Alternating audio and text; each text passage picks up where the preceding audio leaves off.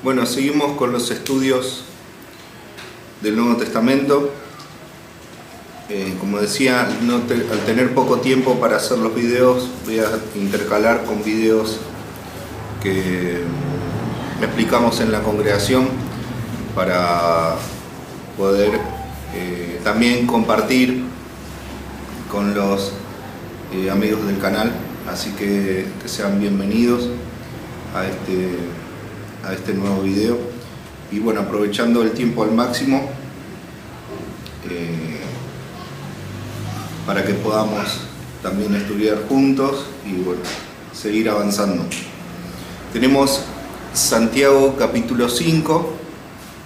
Seguramente vamos a ir avanzando en el Nuevo Testamento. Vamos a tener que empezar desde Mateo en adelante, desde una perspectiva hebrea. ¿Está bien? Así que bueno, seguramente me van a ayudar ustedes para poder que no me olvide de tantas cosas que fuimos aprendiendo, que podamos estar ayudándonos y apoyándonos para aprender juntos, que es la idea, y poder también desarrollarlo. Estudiamos el Nuevo Testamento en base a la Torá. Entonces, lo que vamos a leer, vamos a tratar de intercalarlo.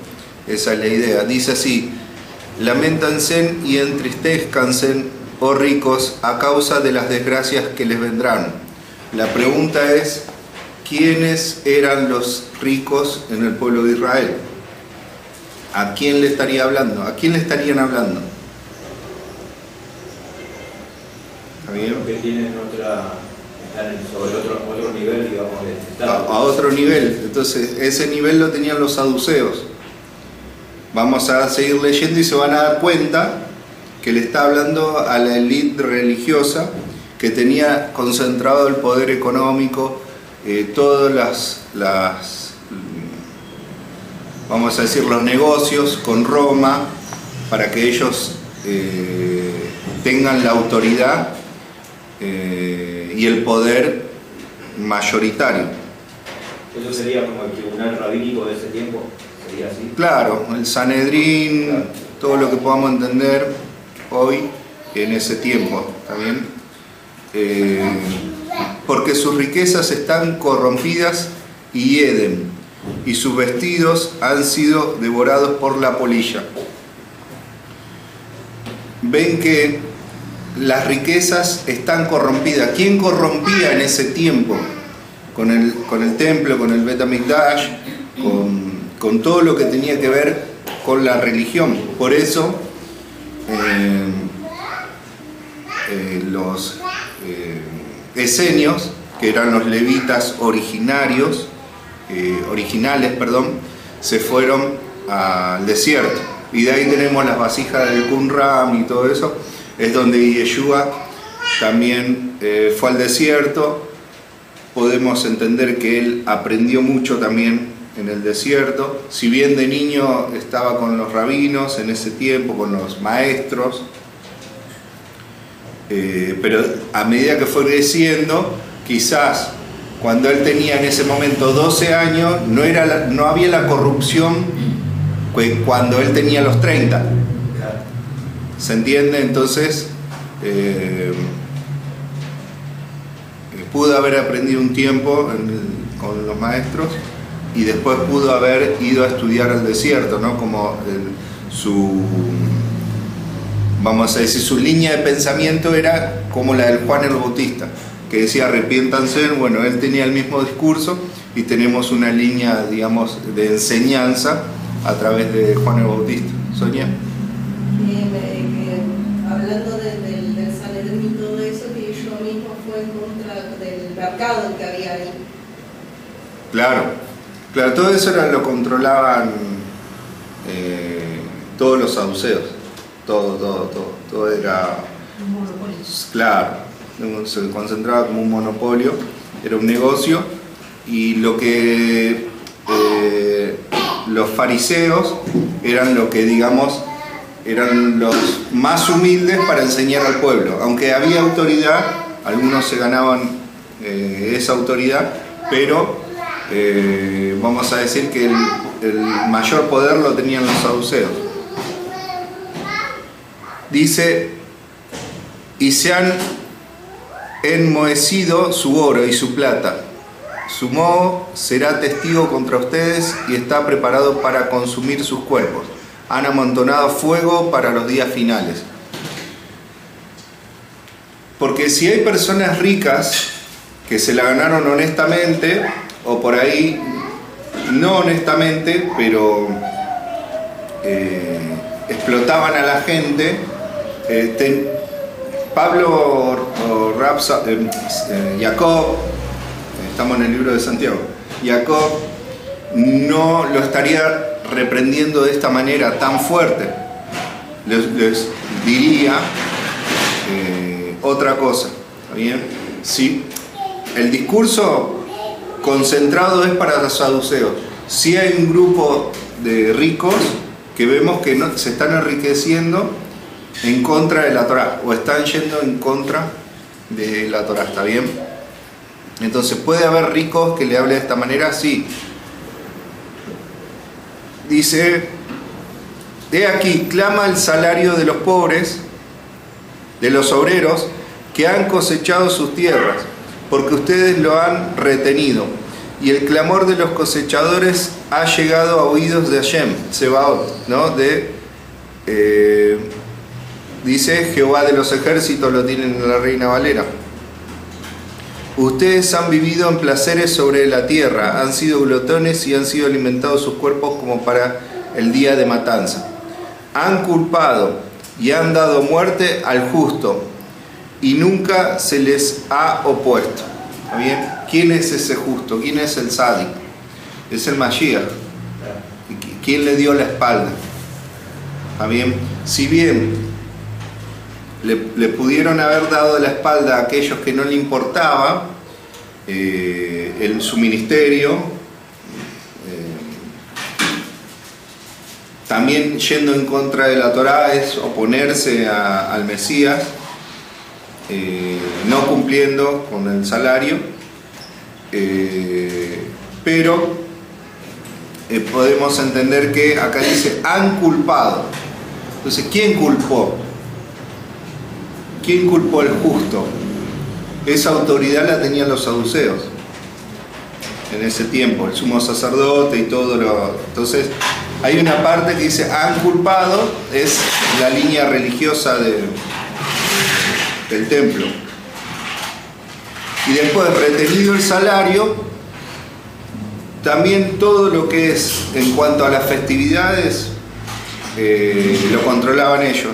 Había un consenso, pero había diferentes fechas también por el tema del problema y las decisiones, o sea, el problema del calendario, que vamos a hacer un video sobre calendario para entender un poquito las fiestas.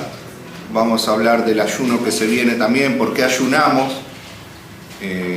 y por qué antes entendíamos que no, ahora entendemos que hay que ayunar, cuántos días, cuánto tiempo y cómo se ayuna. Bueno, trataremos de hacer ese video con la ayuda de Dios. Dice, pero ustedes, amados míos, sean pacientes hasta la venida del Señor, tal como el labrador espera sus frutos preciosos de su campo y tiene paciencia en ello, hasta recibir la lluvia temprana y la tardía. Entonces, dice Santiago, a la comunidad que está en el Mesías, todos eran trabajadores, todos. No eran predicadores que vivían de predicar. ¿Se entiende? No. A lo sumo, cuando iban a hablarle a alguien, los invitaba a comer, pero no tomaban nada. Que hay una comunidad que trabaja todos los días, nosotros tenemos que trabajar todos los días, y hay, vamos a decir, la élite que dependemos, en este caso, en este contexto, dependían de esas personas. Y ahora me voy a meter un tema más delicado, que es retener el salario, o sea, no dar al pago. Conociendo la comunidad que yo trabajo para ellos, retener el salario se puede dar de que la persona no cumpla con su trabajo. ¿Se puede retener el salario? ¿Es justo? Si vos no terminás tu trabajo. Claro, si un obrero no termina su trabajo, ¿es justo retener el salario? Sí, lo puede retener. Pero si Hashem, como dice el Mesías, si Hashem no se fija en todo lo mal que hiciste o lo que incumpliste, igual te da tu paga, ¿se entiende? Nosotros somos, o el judío en este caso, el pueblo de Israel, es reflejo del Eterno. Tiene que tener su semejanza, su carácter. Ahora, no le va a pagar a una persona que te estafa, que no te cumple. A ver, pero si falta, no sé, un tornillo o agregaste un montón de cosas que no estaban vamos a decir lo que es el contrato, en el trabajo, en el presupuesto, se puede dar muchas cosas, pero más allá de eso, sacando que la estafa, la mentira y el incumplimiento, retener el salario es un acto muy grave,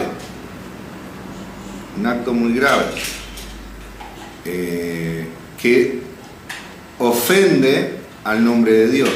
Se llama Hilul Hashem, profanación del nombre del Creador. Es un pecado mortal dejar mal su nombre. Entonces,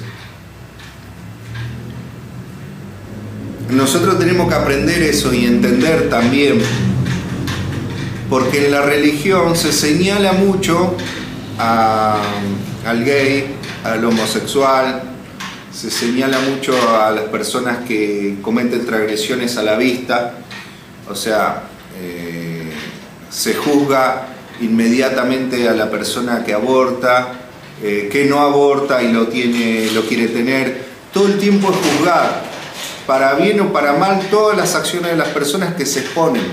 Ahora, estas acciones no están expuestas, solamente las conoce el Creador.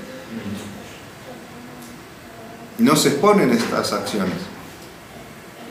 Todo lo que es el defraudar al prójimo. No salen en las noticias, nadie se entera, la persona pasa el fin de semana quizá con lo que puede porque no pudo cobrar o porque llegó tarde y el Shabbat se estaba por abrir, que eso pasa. La pregunta es, ¿qué es más importante? ¿Qué es más importante? ¿Guardar el Shabbat o que la persona tenga su salario? Una familia tenga su salario. ¿Ustedes qué opinan? La familia tiene que tener su salario. O sea, es mucho más importante porque la persona puede guardar Shabbat en paz. Bueno, si usted va después de la hora del inicio de Shabbat, ya tenés que arreglarlo antes. Pero bueno, pasa mucho eso. Lo que nosotros tenemos que aprender es tomar lo bueno. ¿Se entiende? Pero ahora, ¿qué pasa? Hay muchas personas que, como nosotros, también retienen el salario. O no pagan o no cumplen. O sea, se cumple con las promesas. ¿Qué es más importante? ¿La palabra de uno o...? Porque no es solamente la palabra de uno, es una familia sin alimento el fin de semana. Que Hashem es misericordioso y la persona se va a arreglar. Pero ahora, ¿qué pasa en los cielos? Dice que las personas claman, esas personas claman o le piden a Dios, en el contexto de la Torá, le piden a Dios, porque está escrito que le des el salario porque esa persona va a clamar a mí y yo voy a ir contra ti. Eso está en Deuteronomio 24. Deuteronomio 24. Entonces, no solamente es amor al prójimo, es ir en contra de la Torá. hay cosas que no se ven y que solamente el Eterno, por eso interviene el Eterno directamente. Y muchos males que pasan, nos pasan por esto.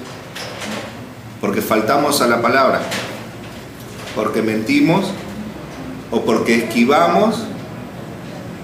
Yo no creo que pase eso en nuestra comunidad, pero sí puede llegar a pasar, pero sí en la religión. ¿Se entiende? En la religión, la hipocresía de exponer a las personas que fueron violentadas, que tuvieron un momento de locura, que les pasaron muchas cosas, no quiero extenderme, pero ponemos un balance y ustedes me van a decir, un pastor, un cura, una autoridad religiosa abusa de un niño, Dios no quiera, ¿no? Ese niño no quiere saber nada con la religión y ese niño o esa niña no quiere saber nada con la persona opuesta, sino que busca de su mismo sexo. Se convierte en una persona gay. Claro. Para no abrir un abanico que se conoce hoy, ¿no? Ese gay, por la religión, está condenado,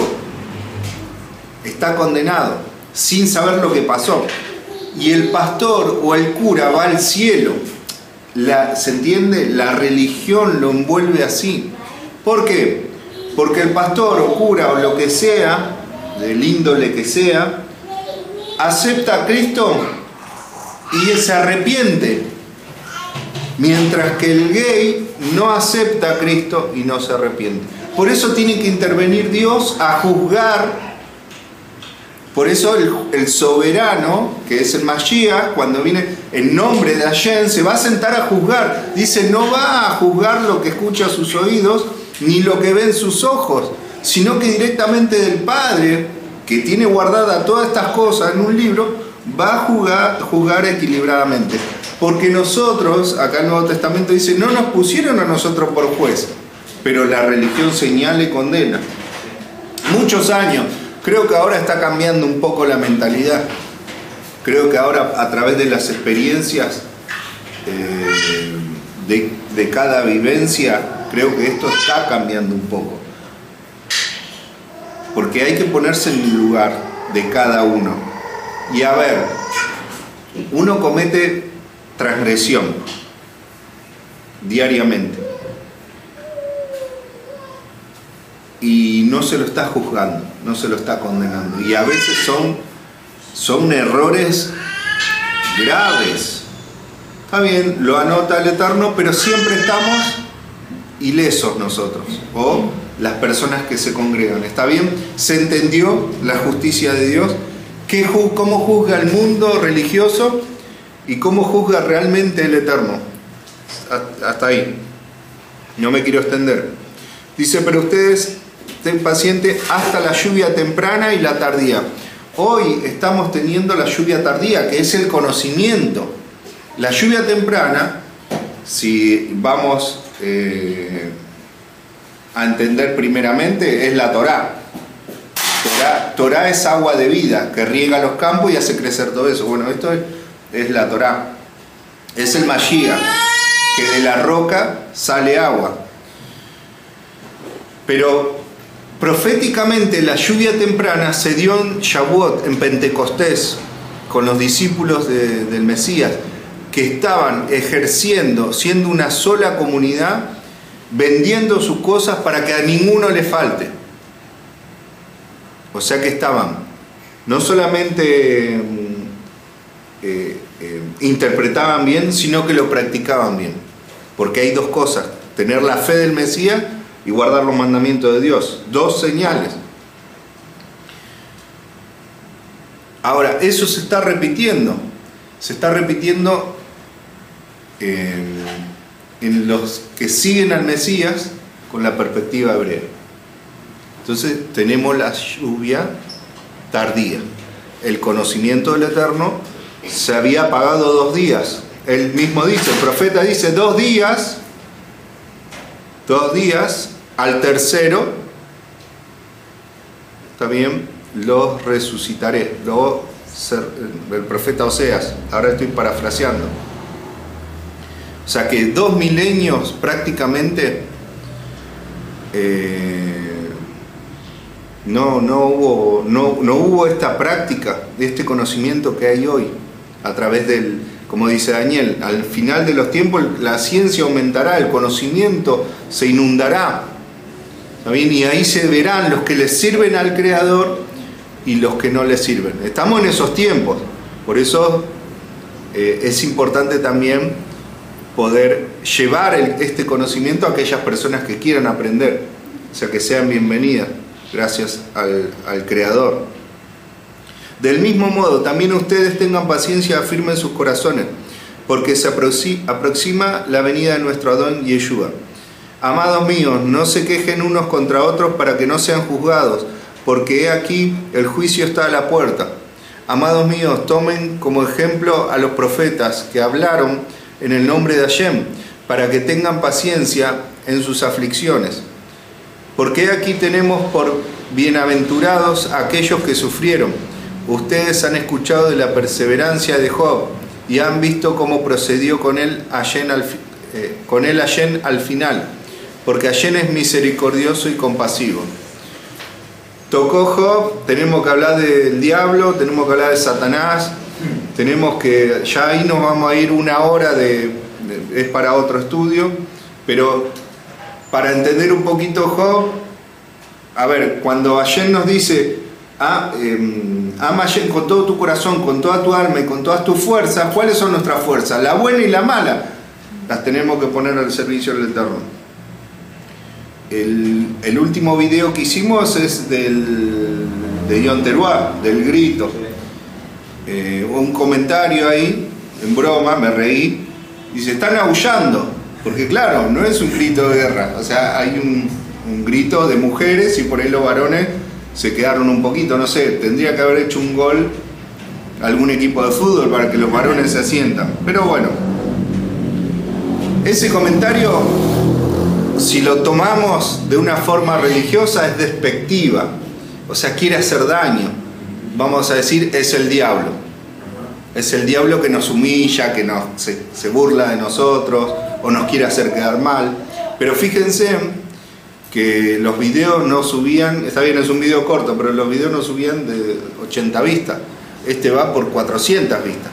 Un comentario, por eso le pido a la audiencia que comenten, a las personas que no nos conocen, que comenten, que pregunten, porque eso nos ayuda, que le den me gusta, nos ayuda a llegar a otras personas. Entonces ese comentario, la persona entra, están aullando, entran y miran. Así que esa parte que por ahí no nos gusta, porque nos ofende, ¿cómo nos va a decir eso?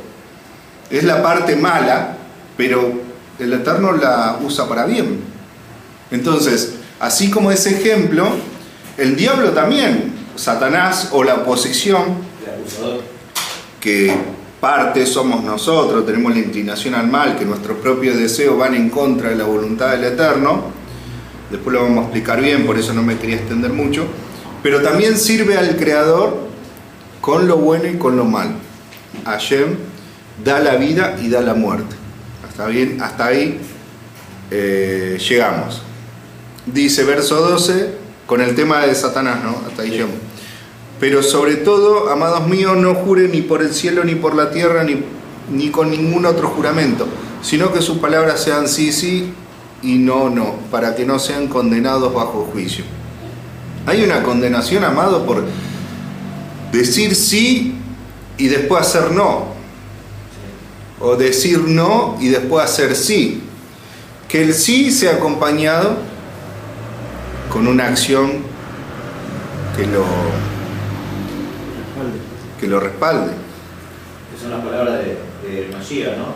Claro. Entiendo lo mismo que dijo el Mashiach. Claro. No voy a entrar en detalle, pero muchísimas personas que aman a Dios te dicen que sí y después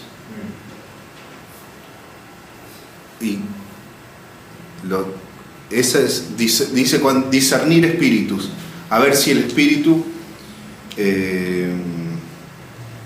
se entiende que es palabra de Dios. El primer discernimiento es, si te promete una cosa y no lo hace, después no puede venir con la Biblia bajo el brazo a predicarte. ¿Qué ejemplo está en contra del ejemplo que Dios nos enseña? Si a mí me invitan a ir a algún lado y yo digo que sí, pensalo, porque tenés que ir. Tenés que ir, ¿está bien? Y eso no tiene que pasar para ser sin mancha, para ser perfectos. Eso es la BC de un discípulo del Mesías, porque encima Él lo dijo, Él lo enseñó. Entre los mandamientos que nosotros llamamos como cristianos, no se cumplen tampoco, no se cumplen, porque dicen que sí y después no. Y acá dice, para que no sean condenados bajo juicio. Uno puede entender por qué pasa eso, porque la religión crea el que yo acepté a Cristo y soy salvo, siempre salvo. Entonces haga lo que haga, no va a pasar nada, no hay castigo. Entonces no hay temor. Claro, es como ser condenado también un pensamiento, digamos, ¿no? Como dijiste vos, en la religión, el ser condenado es como que te condenas al infierno, a un infierno, a un fuego, a un castigo eterno. Y acá es, como dijiste recién, la condenación la estoy recibiendo porque yo dije que sí, pero después dije que no, y la persona ya no va a creer más en mis palabras. Claro, pero trae consecuencias. Abrimos una puerta. El sábado pasado Doñán dijo de cerrar ciclos. Sí. No cerramos el ciclo y ese problema va a venir de otra cara, pero va a venir. ¿Por qué? Porque dijimos que sí y no pagamos la deuda. O decimos que no y después hacemos lo contrario. Hacemos un sí. Y si alguno entre ustedes se encuentra en aflicción, que haga oración, y si está alegre, que cante salmo. Y si alguno se encuentra enfermo, ahí está la consecuencia. Puede ser que uno dijo que sí y después hizo no. ¿Qué pasa con eso? Me resfrié, no, porque salí en remera. No es porque saliste en remera. Es porque no cerraste un ciclo.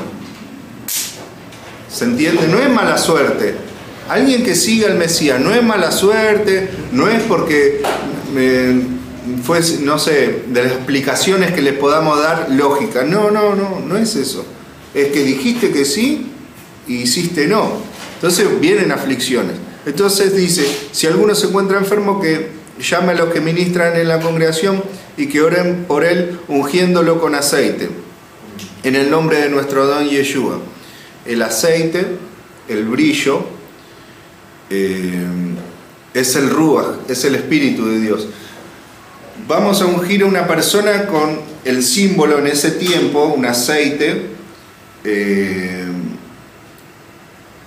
es el Ruach, representa el Ruach de Elohim, el brillo, la luz del Eterno. A una persona que miente, a una persona que dice descaradamente sí, no, que dice sí y hace no, o al revés. ¿Se entiende? ¿Se va a hacer eso? O sea, si yo sé que uno de ustedes miente o yo miento, después no voy a pedir oración. Tengo que aceptar las consecuencias porque yo soy una persona madura en lo espiritual. Eso es para una persona que no sabe dónde camina, que está en la oscuridad, no sabe qué es Pascua, no sabe para qué es Navidad, el arbolito, qué simboliza eso. Para nosotros que estudiamos por la misericordia de Hashem, la Torah, y sé dónde camino, después no puedo ir, pastor, ore por mí, que eso no va. Dios dice, yo le enseñaré a cada uno. Dice, serán enseñados por mí. Y la oración de fe sanará al enfermo, y nuestro Adón lo restaurará. Y si ha cometido transgresiones, le serán perdonados. ¿Cómo es perdonado? Que reconozca a la persona, sí, dije que sí y hice no. Número 1, que no lo haga más y que lo demuestre, que esté totalmente arrepentido. Necesitamos tiempo, porque la enfermedad no es, me enfermé, al otro día te sanan. Sería re sencillo. El que llega enfermo en este tiempo era porque ya no había caso, no había curación, entonces iba a los ancianos y pedían que lo unjan. Pero esa persona venía con un proceso de teshuvá, con un arrepentimiento. Si no, no se puede ungir a esa persona. No se lo puede ungir, ¿se entiende? Es ir en contra de la voluntad de Dios si ungís a una persona que hace descaradamente lo contrario. Como pasó con Pablo cuando mandó a que saquen a esa persona, ¿verdad? Claro, de la congregación, que lo envíen a Satanás, dice la interpretación. Dice, y si ha cometido pecados, y confiésese sus transgresiones unos a otros. Acá está, reconocer. No es voy, pido perdón y oren por mí. No, pedir perdón es no hacerlo más, pero tenés que demostrarlo. Amado, hiciste todo ese proceso, vas a ser restaurado. De confesar, estamos hablando de Yom Kippur, estamos hablando de aflicción. Oren unos por otros para que sean restaurados, porque es grande el poder de la oración que un justo, que un sádic hace. ¿Cuál es? Fíjense cómo dice, la oración de fe sanará al enfermo. ¿Cuál es la oración de fe? ¿Todas las oraciones son de fe? En nuestra creencia occidental, sí, porque la oración se hace con fe. ¿Se entiende? Ahora, con un lente hebreo, ¿qué es lo diferente? Es que vos crees, pero tenés acciones que respaldan esa creencia. Cuando Abraham le pidió al Eterno, ya Abraham había demostrado muchas acciones, tenía muchos méritos que respaldaban su fe. Ahora, hay personas acá que hacen la voluntad del Eterno. Hoy vine del trabajo con el chico que trabajó hoy conmigo. Abrió la ventanilla y le dio dinero a una persona que pedía.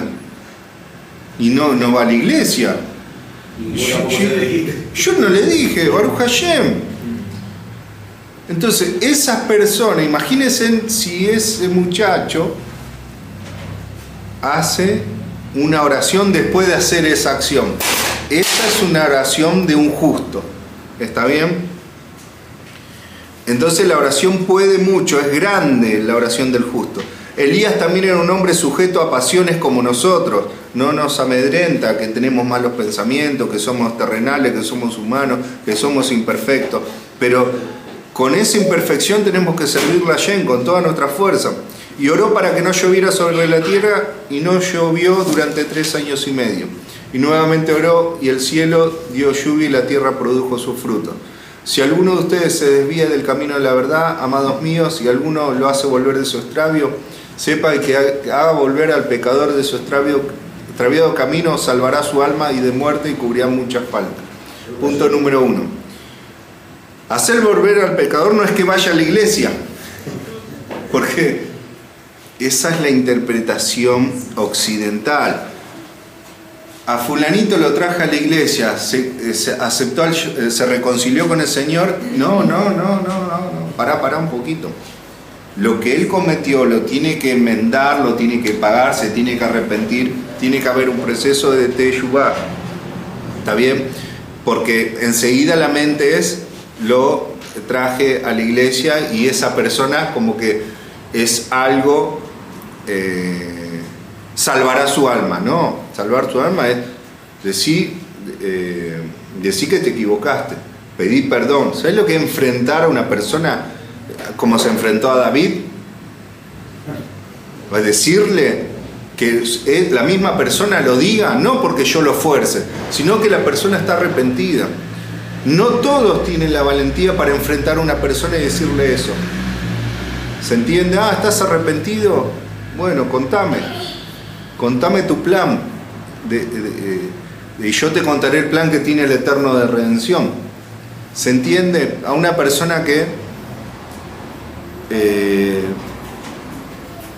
estudia Torah y que tiene conocimiento, que está en esta, es difícil, pero puede pasar.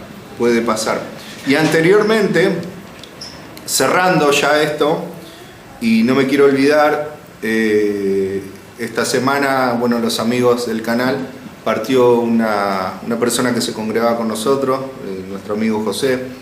Fuimos al velorio Estuvimos ahí con Sandra, Claudio, saludamos a la familia, y bueno, le dijimos a la familia que este video va dedicado a él, ¿no? Así que en su memoria, que Allen lo ilumine y que también ponga, Allen es justo y va a tener un juicio, esperemos, y que se haga su voluntad, un juicio favorable, y bueno, esperemos que nosotros también lo